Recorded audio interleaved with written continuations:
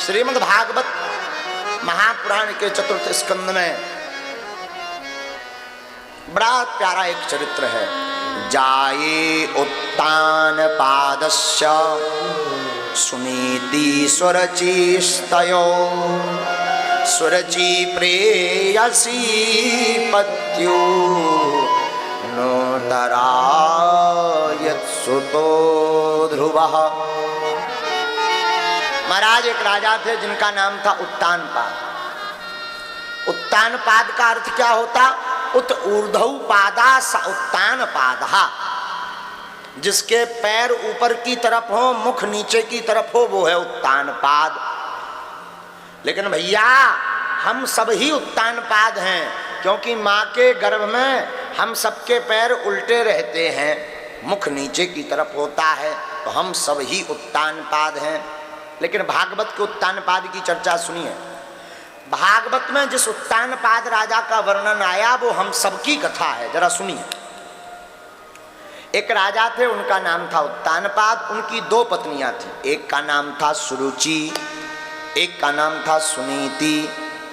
सुरुचि प्रेयसी, राजा की जो सुरुचि नाम की पत्नी थी वो बड़ी प्रिय थी। सुरुचि का मतलब क्या होता? सुरुचि का मतलब होता उसके मन में जो रुचे सो करे, वो है सुरुचि। और सुनीति का मतलब सु माने होता सुंदर, नीति माने होता है ज्ञान। जो सुंदर नीति पर चले, सुंदर आचरण पर चले, सुंदर व्यवहार पर चले, वो है सुनीति। सुनीति का एक अर्थ ये भी होता जो वेद शास्त्र के अनुसार चले, वो है सुनीति। और जो मन के अनुसार चले, वो है सुरुचि। हाँ, साधु जी राजा सुरुचि से बड़ा प्रेम करते हैं, और होता भी यही है। प्रायः हम अपने मन की करना चाहते, भला ही उसमें कितना ही पाप क्यों ना हो। सब चाहते हैं कि हमें काम ना करना पड़े, खूब सोना पड़े, कुछ धरना ना पड़े, खूब पैसा मिले, खूब नाम होवे, तो करना कुछ नहीं चाहते। इसे कहते हैं सुरुचि। स्वयं की रुचि के अनुसार जीना चाहते हैं। राजा सुरुचि से बड़ा प्रेम करते हैं। इनके एक एक पुत्र था। सुरुचि के जो पुत्र था उसका नाम था उत्तम, और सुनीति के जो पुत्र था उनका नाम था ध्रुव जी महाराज। महाराज ध्रुव, साधु जी ध्रुव महाराज बड़े अद्भुत। इन्हें बचपन काल में ही ठाकुर जी के दर्शन हो गए। कई लोग कहते महाराज भगवान की भक्ति बुढ़ापे में करेंगे तब भगवान मिल ही जाएंगे, मरना है ही है, भगवान का भजन करते मरेंगे। भैया भगवान की भक्ति बचपन की है। बचपन काल में भक्ति करो।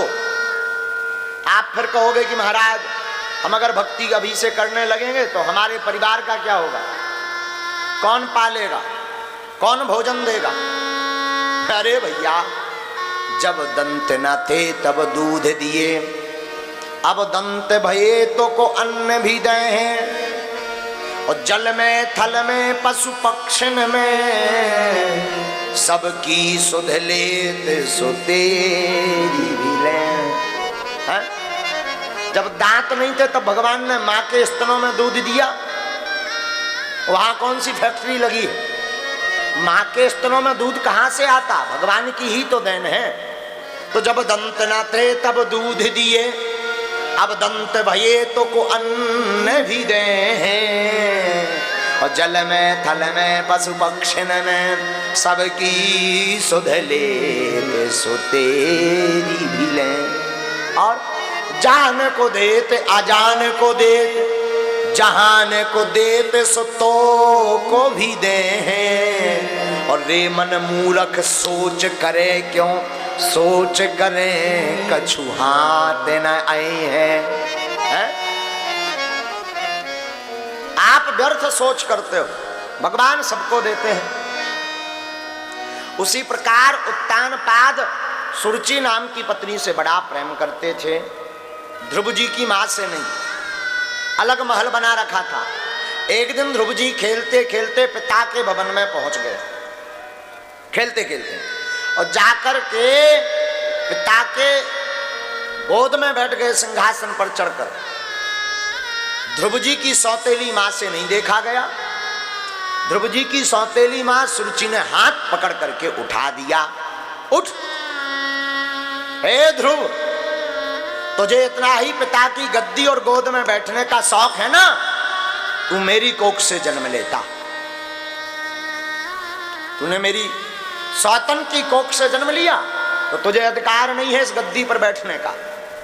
और राजा देखते देखते सब चुप रहे। पत्नी के प्रेम के कारण बोल नहीं पाए, वरना ये तमाशा खड़ा कर दी। ध्रुव जी को वो बाण शब्द बाण से लगे और सुरुचि ने महाराज हद कर दी। बोलते बोलते बोल गई, तपसाराध्य पुरुषम तस्यैवानुग्रहेण में गर्भे त्वं साधयात्मानं यदिच्छसि निर्वासनम। वाह! सुरुचि कहती है, ध्रुव, तुझे बैठने का इतना ही शौक है, तू एक काम कर, तपस्या कर, तपस्या करके भगवान को प्रकट कर, और भगवान अगर प्रकट हो जाए और कहें कि वरदान मांगो, तो तू कहना मुझे भगवान मेरी जो सौतेली मां सुरुचि है उसकी कोख से जन्म दो, तब तू इस गद्दी पर बैठने योग्य है। इधर गलती कर गई सुरुचि। भगवान के वरदान को अपनी कोख से तुलना की और अपनी कोख को भगवान के वरदान से ऊंचा बताए कि मेरी कोख बिना भगवान के वरदान की नहीं मिल सकती। ध्रुव जी को ये शब्द बाण से लगे और रोता हुआ नन्हा सा बालक वापस आया। मां के पास आकर के ध्रुव जी फबक फबक करके रोने लगे। सुनीति मां ने पूछा, लाला क्या हुआ? ध्रुव जी कहते, कुछ नहीं, बताओ ना क्या हुआ। ध्रुव जी से जैसे ही मां ने पूछा, ध्रुव जी वो बातों को याद करते तो और फबक फबक करके रोने लगते। कंठ रुंध गया, गला भर गया। जो सहपाठी थे, साथ के जो मित्र थे, साथ में जो घूमने गए थे, जिन्होंने ये बात अपने कानों से सुनी थी, उन्होंने वो सौतेली मां की पूरी चर्चा ध्रुव की मां को बता दिया। ध्रुव डबडबाई हुई आंखों में कहते, मां, ये सौतन क्या होता है? सौतेली मां क्या होती है? मां तो मां होती है ना। अब क्या कह दे सुनीति, मौन हो गई सुनीति, कुछ नहीं बोली। लेकिन धन्य है सुनीति साहब, धन्य है। सुनीति कहती, बेटा देख, तेरी मां कितनी अच्छे विचारधारा की है। ध्रुव जी चौंक गए। मां, तुम मुझसे क्या कह रहे हो? जिसने मुझे डांटा है, जिसने अपनी कोख को कोई भगवान से तुलना की, भगवान के वरदान, तुम कह रही कि वो कितनी अच्छी है। जिसने मेरा हाथ पकड़ के नीचे उतार दिया, मैं अपनी पिता की गोद में नहीं बैठ पाया, मैं अपनी पिता की गद्दी पर नहीं बैठ पाया, और तुम मां उसे अच्छा कहती हो। हाँ बेटा, हाँ। क्यों बेटा? तेरी सौतेली मां बहुत अच्छी है। कैसे? बेटा, जो साधना, जो तपस्या, जो भजन मैं आज तक तुझे नहीं बता पाई कि तू भगवान का भजन कर, तेरी सौतेली मां ने वो रास्ता बता दिया जिसको पाने के बाद कुछ पाना नहीं पड़ता है।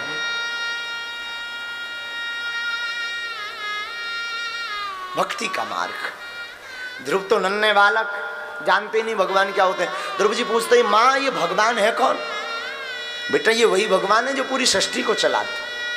मां, ये भगवान मिलते कहां? वैसे तो बेटा सब जगह है भगवान, तो ऐसा कोई स्थान नहीं जहां ना भगवान हो।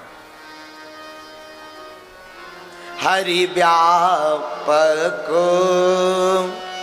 सर्वत्र समाना, प्रेम ते प्रगटे होई में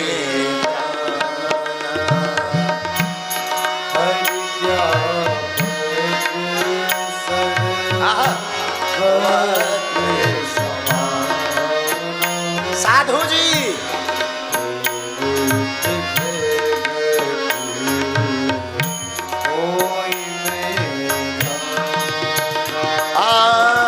हरि व्यापक सर्वत्र समान हरि गाओ भैया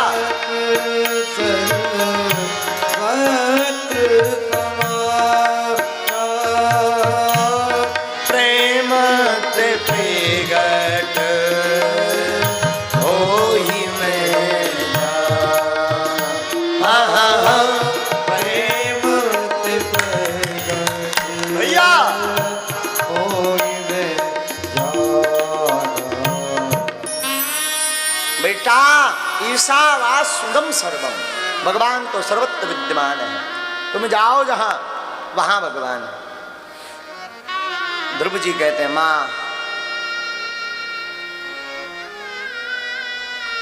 भगवान की सेवा कैसे की जाती है? बेटा भगवान का भजन किया जाता है। ध्रुव जी कहते हैं मां अगर ऐसी बात है जिन परम पद को पाने के बाद कोई लालसा नहीं बचती तो मैं उनको जरूर प्राप्त करूंगा। और धन्य है सुनीति अपने नन्हे से बालक को आज्ञा भी दे दी जाओ जाकर के भगवान का भजन करो। जैसे ही ध्रुव जी चले ना तो रास्ते में वन में निकले ही थे भवन से। राजा को पता लगा तो राजा ने मंत्रियों को भेजा जाओ ध्रुव जी को खबर करो कि बन ना जाए, आधा राजपाट ले ले पर बन ना जाए। मंत्री आए ध्रुव जी तुम्हारे पिता ने कहा तुम आधा राजपाट ले लो, राजा बन जाओ आधे राज्य के, पर वन मत जाओ। ध्रुव जी ने मन में विचार किया इनकी तो पूर्व जन्म की साधना थी, पूर्व जन्म के ये गुड़ग भगवान के श्री हरि भगत थे। इन्होंने मन में विचार किया कि वाह अभी तो हम घर से निकले ही हैं और आधा राज्य प्राप्त करने का ऑफर आ गया, जरूर इस रास्ते में फायदा बहुत है। अब रुकने वाले नहीं और आगे बढ़े। पिताजी को फिर मंत्रियों ने खबर दी कि वो नहीं आ रहे।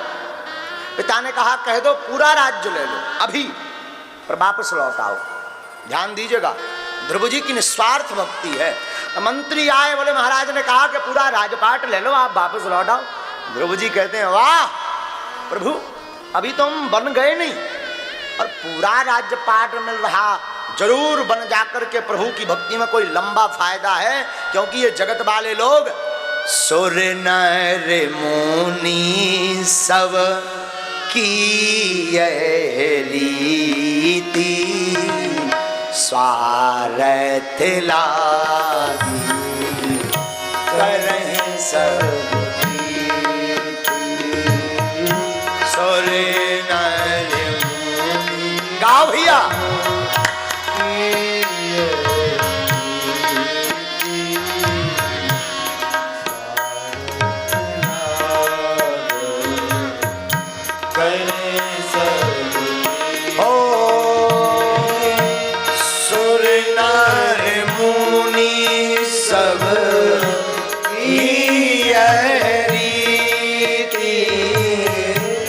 यानी देवता नर यानी मनुष्य मुनि सबकी रीति क्या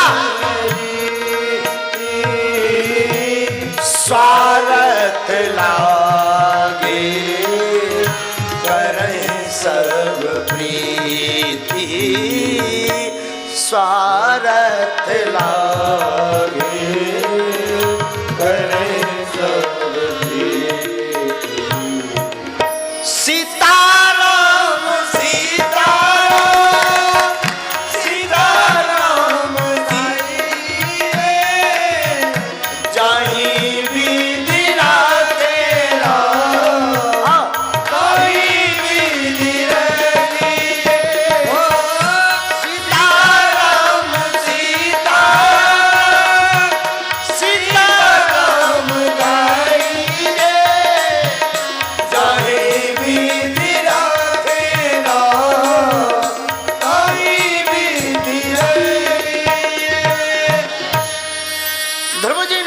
किया साहब वन में बड़ा फायदा है, ये पिताजी हमें राजपाट के चक्कर में पड़ा करके बर्बाद करने वाले, चलो। और बन गए तो नारद जी मिल गए। ध्यान देना भगवान की भक्ति, भगवान की साधना बिना योग्य गुरु कृपा के पूर्ण होना मुश्किल। अभी महाराज जी सिंगारी जी बैठे हैं, हमें एक बात याद आ रही है। हमारा बिटवा कहाँ गया हो? अजीत, अजीत कहाँ गया? अजीत को जुड़वाने का श्रेय सिंगारी जी का है, पूज्य महाराज जी का, पूज्य महाराज जी का। ना महाराज जी इनको लेकर के वहां धाम जाते, न अजीत जाता, न हमसे जुड़ता, न ये बार बार कहता, न ये गड़ा वाला आगी को लगो महाराज कथा करवे आ पाऊ तो। हाँ सत्य कह रहे हैं भैया, अद्भुत। महाराज जी बार बार ले करके गए, 2 बार 3 बार 4 बार साथ लेके जाते थे महाराज जी। हर बार जब भी महाराज जी बागेश्वर धाम आते थे अजीत को लेकर, जन्मदिन भी मना तो फिर वहां से टौरिया से नहीं मना ना, आजान बाहू सरकार से नहीं, जान रहा टौरिया से नहीं, कहां से मना? बागेश्वर धाम से। संत की बड़ी भूमिका है जीवन में, संत भगवान से जोड़ देता है। बागेश्वर धाम पर बागेश्वर बालाजी विराजमान हैं और ये संत हैं, इन्होंने बाहें पकड़ करके बालाजी से जुड़वा दिया। उसका परिणाम ये हुआ कि आज 1 लाख आदमी होगा पूरी कथा में, 1 लाख लोग ठाकुर जी की कथा सुन रहे हैं। हाँ। पूरे क्षेत्र में आज 1 लाख होगा, कम होगा क्या? 1 लाख से ज्यादा होगा, पार है आज समुदाय। पूरा 6 किलोमीटर में जाम है। आज हम सुबह सबको बोले हैं नेट पर कि बाहर के भक्त एक भी नहीं आए। जितने हमारे पक्के वाले चेला हैं वो हर कथा में 2-3 हजार लोग आते हैं, उनको हम आज निवेदन किए हैं और फिर से कहते हैं घर बैठ के टीवीओ पे और मोबाइल पे कथा सुन लो। यहाँ व्यवस्था नहीं है कि तुम VVIP प्रोटोकॉल लेके आओ, घुस ना पाओ। हाँ हाँ सच कह रहे हैं, संत की बड़ी भूमिका होती है। ये देखो, ये नजारा जो आप टीवी पर देख रहे हैं ना, ये आज का नजारा है पूरा। बाहर भीतर 3 पंडाल छोटे छोटे बगल में लगे, उनमें अलग, हर जगह एकदम देखो पागलों की फौज बैठी है। सच कह रहे हैं, चील पहाड़ी में पागलों का मेला लग गया। हाँ, बागेश्वर धाम के पागलों का मेला लगाओ। इसके 2 कारण, पूज्य महाराज जी का अजीत से जुड़वाना, बागेश्वर बालाजी की कृपा से इस दास का तुम्हारे दर्शन के लिए आना। हाँ, हाँ, ये 2 कारण है भैया। संतों का बड़ा रोल है जीवन में, संतों का बड़ा रोल है जीवन में। कब कहां से कहां बैठा दे कोई ठिकाना नहीं हो। बोलो सीताराम, बोलो सीताराम। इसलिए तो कहते हैं साधु संगति करो, आगे के लगे हरो, नचंजन की संगत करो, ठुमका लगा उतरे हो। हाँ, नचंजन की संगत करो, ठुमका लगा उतरे हो, जल्दी ठटरी भर जाए है। और साधुओं की संगत करोगे, गुरुजनों की संगत करोगे, माता पिता के चरणों में रोज बैठोगे तो भगवान की भक्ति को पाओगे और जीवन में खूब आनंद उड़ाओगे। हाँ, नारद जी गए बन गए तो वन में नारद जी को संत मिल गए। संत कौन? नारद जी, क्षमा कीजिए, ध्रुव जी बन गए। और ध्रुव जी बन गए तो ध्रुव जी को वन में नारद जी मिल गए। देखो एक बात और,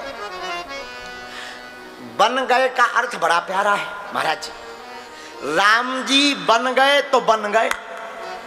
हाँ, राम जी वन गए सो वन गए,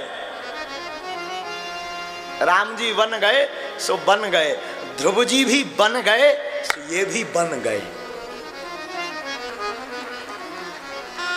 वन बड़ा महत्वपूर्ण है।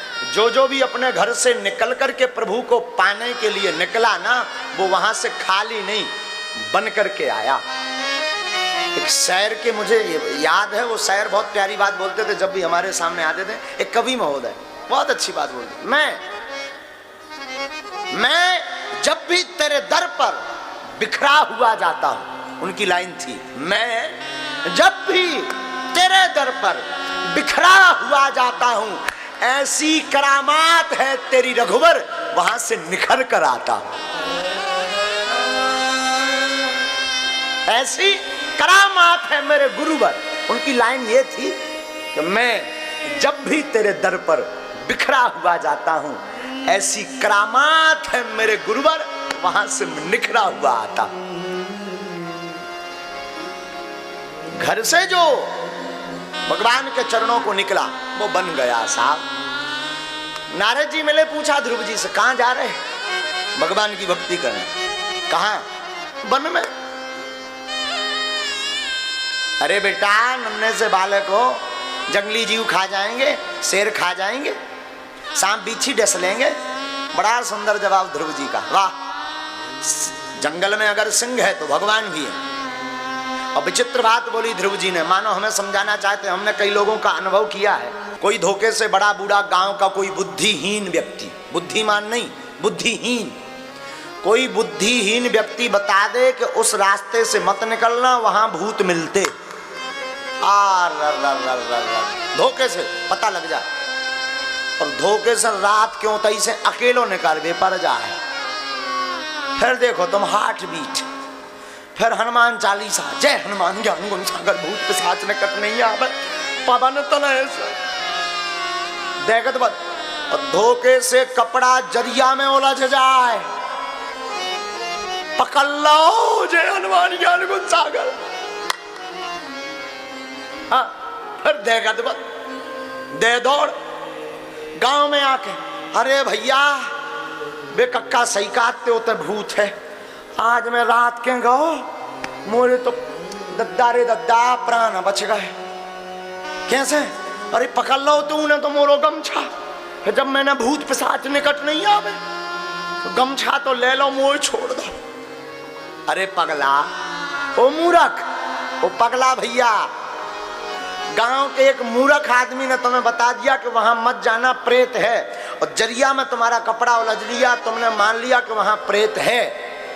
हजारों साल से हमारे महात्मा कहते आ रहे, हमारे सब गुरु कहते आ रहे कि भगवान सब जगह हैं। जब मरघट में प्रेत हो सकता तो क्या मरघट में परमात्मा नहीं हो सकता? हाँ?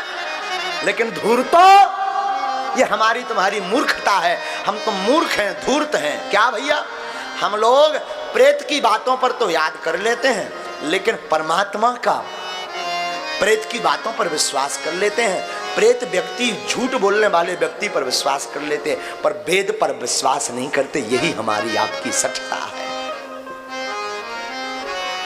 मारने वाला है ना, तो बचाने वाला भी तो है ना। ध्रुव जी बोले, वन में गुरु जी सिंह हैं, तो हमारे परमात्मा भी तो नरसिंह है। क्या गजब का जवाब। वन में अगर सिंह है तो हमारे परमात्मा नरसिंह है। वन में अगर काल है, नाग को काल कहते हैं, सांप को, ध्रुव जी कहते वन में अगर काल है तो हमारा महाकाल भी तो है।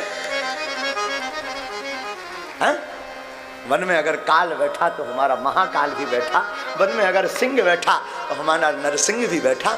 मैं निवेदन करूं इस व्यासपीठ से, मेरे प्यारो, तुम चाहे जहां चले जाना, तुम्हें तुम्हारा गोविंद, तुम्हारा बागेश्वर वाला हनुमान वहां नजर आएगा। फिर जैसी दृष्टि वैसी सृष्टि, आपकी दृष्टि जैसी होगी सृष्टि वैसी। नारद जी ने समझ लिया ये कच्चा चेला नहीं है, पक्का चेला है। बोलो सीताराम। नारद जी ने मंत्र दे दिया, जाओ। समझ लिया कि ये कच्चा चेला नहीं, पक्का है, जाके भजन करो। ध्रुव जी गए। साधना देखनी है, तपस्या देखनी तो ध्रुव जी की देखो। अद्भुत साधना, अद्भुत साधना करते ध्रुव जी। कैसी करते जरा देखिए ध्रुव जी महाराज। कई बार हमने देखा है, कथा सुनकर के कई लोग आदमी संकल्प कर लेते कि इस बार नवरात्रि में बिना चाय पानी पिए नवरात्रि का व्रत करेंगे, बिना भोजन किए, सिर्फ लौंग भर खाएंगे। 2-4 दिन तो बढ़िया निकल जात, 5वें दिन अस्पताल में नजर आऊ। बोले का होगा? ग्लूकोज को बोतल चढ़ रहा। हाँ भैया, भगवान की भक्ति इकट्ठी मत करो, अजीर्ण हो जाएगा। धीरे धीरे धीरे धीरे, आज 1 माला कर रहे हैं, कल 2 माला कीजिए, परसों 5 माला कीजिए, फिर 8 माला कीजिए, फिर 11 माला कीजिए। धीरे धीरे धीरे धीरे धीरे रिदम में लाइए। 1 हनुमान चालीसा का पाठ, फिर 2, फिर 11 पाठ, फिर 108 पाठ। अद्भुत आनंद आएगा। सीखिए ध्रुव जी कैसे। मथुरा में तात गच्छ भद्रम ते यमुनायास्तटं शुचि पुण्यम मधुबनम यत्र सानिध्यम नित्यदा हरे। यमुना के तीरे ध्रुव जी गए। पहला परम मोक्षदायिनी पावनपुरी मथुरापुरी में जाकर के स्नान किया, गुरु आज्ञा को ध्येय में रख करके साधना शुरू की। और पहले महीने का संकल्प क्या लिया ध्रुव जी ने? त्रात्रांते कपित्थ बदरासन। क्या साधना का संकल्प लिया? 1 महीने में 3 दिन में केवल 1 दिन हम फलाहार करेंगे। पहले महीने में 1 महीने तक 3 दिन में 1 दिन में 3 दिन में 1 बार फलाहार लेंगे। पूरा महीना ऐसे गुजार दिया। दूसरा महीना लगा, द्वितीयम चा तथा मासम षष्ठे षष्ठे अर्भको दिने। दूसरा महीना लगा, थोड़ा साधना कठोर कर दी। अब क्या किया? अब 6 दिन में 1 बार, 6 दिन में 1 बार क्या? तृण पर्णार्दिभि। क्या फल नहीं खा रहे, अब ना फलाहार नहीं कर रहे। 6 दिन में 1 बार सूखे पत्ते बेल के घास फूस खा लेते, यमुना जी का जल पी लेते और 6 दिन तक टन। तीसरा महीना लगा तो तीसरे महीने में थोड़ा और साधना कड़क की। 9 में अहनी। 9 दिन में 1 बार तीसरे महीने में। क्या? 9 दिन में 1 बार केवल जमुना जी का जल पीते, अब कुछ खाते भी नहीं, केवल जमुना जी का जल 1 बार पीते और 9 दिन तक निराहार रहते। लेकिन जैसे ही चौथा महीना लगा तो और कठोर साधना कर दी। अब क्या किया? चतुर्मपि वैमासम द्वादशे अहनी। द्वादशे अहनी। चौथे महीने में 12 दिन में 1 बार। बोले क्या? बोले पत्ता भी नहीं, फल भी नहीं, जमुना जी का जल भी नहीं। 12 दिन में 1 बार वायु का आहार लेते और 12 दिन तक वायु को भी छोड़ दिया, श्वास लेना भी छोड़ दिया। ये साधना है। 5वां महीना, 5वें महीने में तो अद्भुत कर दिया। 1 अंगूठे के बल खड़े हो गए और दृढ़ संकल्प ले लिया। क्या? आज के बाद पूरे महीने तक श्वास ही नहीं लेंगे। और खड़े हो गए। भगवान श्री हरि विष्णु का सिंहासन डोल गया। देवताओं की श्वास रुकने लगी। ब्रह्मा जी ऑक्सीजन की कमी पड़ने लगी, जैसे अभी पड़ी थी कोरोना में, ऑक्सीजन की कमी। देवता भगवान श्री हरि के पास पहुंचे। नैवं विदामो भगवान प्राणरोधम चराचरस्याखिल सत्त्वधामनः विधेहि तन्नो व्रजनाद्वै मोक्षं प्राप्ता वयं त्वां शरणं शरण्यं। महाराज ये श्वास क्यों रुक रही है? ब्रह्मा जी ने पूछा। भगवान ने कहा हमारा एक भक्त हमारी साधना कर रहा श्वास रोक के। ब्रह्मा जी बोले हुजूर जौन कमी हो की भक्ति में हमारे अकाउंट से ले लो, लेकिन वो दर्शन जल्दी दे दो। बोले का है? बोले नहीं तो हमारी तेरे ही भाई जा, हम उन्हें तपे जाई।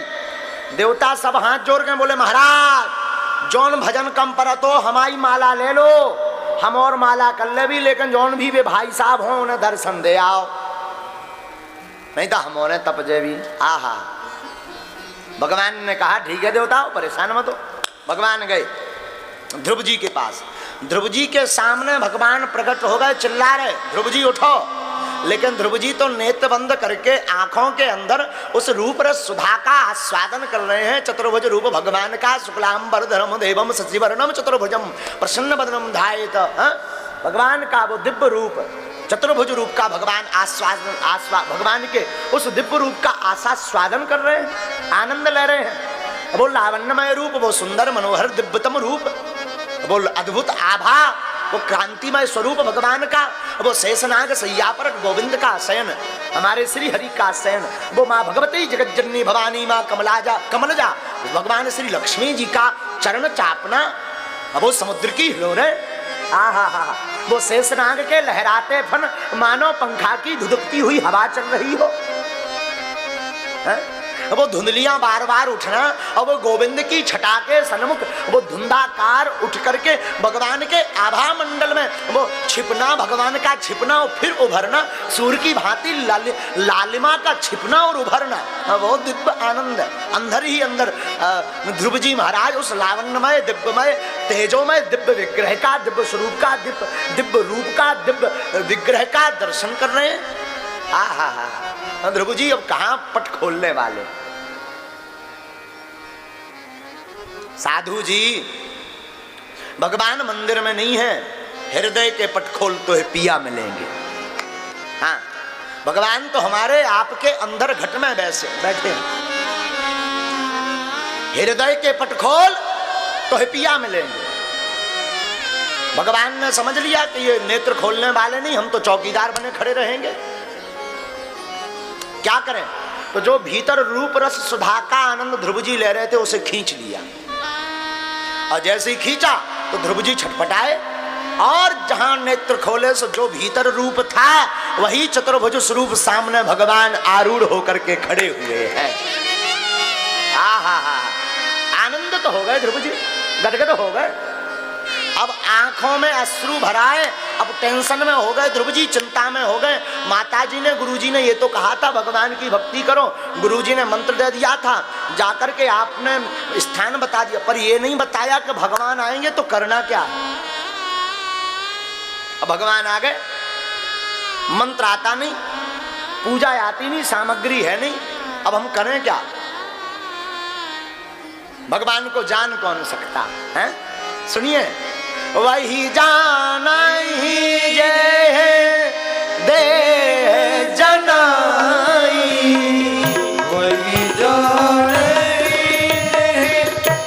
दे जनाई, जानती तुम्हारी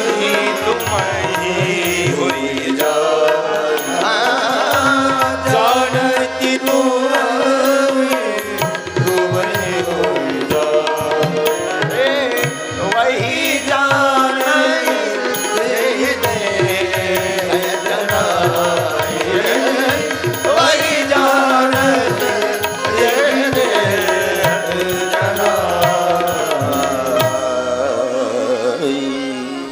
भगवान को कौन जान सकता, जिसे भगवान जना दे। और भगवान दुविधा को समझ गए। हमारे गोविंद ने क्या किया, अपना शंख लिया और ध्रुव जी के कपोलों पर लगा दिया, और जहां कपोलों पर शंख का स्पर्श हुआ, छुबाया, आहा, वेद वेदांग निष्ठ हो गए ध्रुव जी, परम वैदुष्य हो गए, विद्वान हो गए। अरे हो भी क्यों ना, मूकम करोति वाचालम पंगुलम धर्यते इति कृपः तमहं वन्दे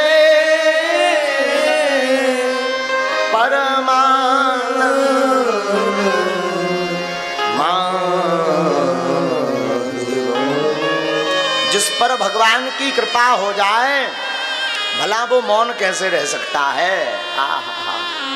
गोविंद के जैसे ही शंख का स्पर्श हुआ, सोई भैया ध्रुव जी को वेद वेदांग आने लगा, और ध्रुव जी ने गोविंद की बड़ी दिव्य स्तुति की।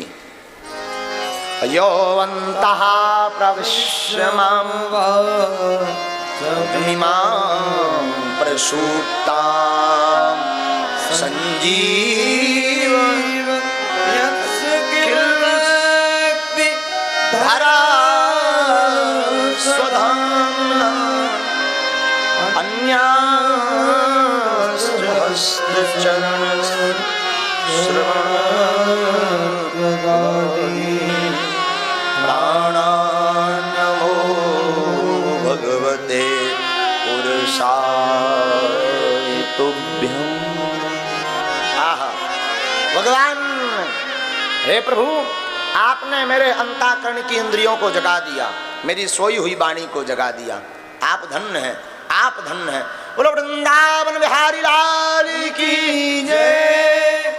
ध्रुव जी से कहा भगवान ने कुछ मांगो। ध्रुव जी बोले अब तो सब पा लिया, तुम्हें पाकर के क्या पाना। अच्छा फिर भी कुछ तो मांगो। नहीं, भगवान कहते हैं नहीं मांगना तो तुम राज्य परिकल्पना को लेकर के, भाव को लेकर के आए थे, जाओ हम तुम्हें आशीर्वाद देते हैं। 36,000 वर्षों तक पिता की राजगद्दी पर बैठ करके राज्य का भोग भोगो, इसके बाद हमारे लोक में आकर के हमेशा के लिए हमारे साथ रहो।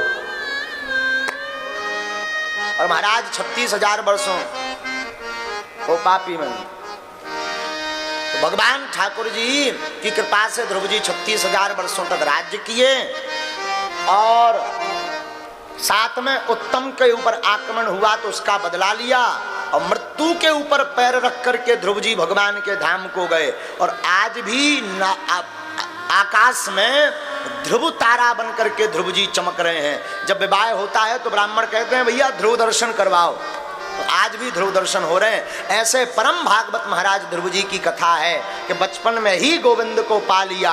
बोलो भक्त वत्सल भगवान की।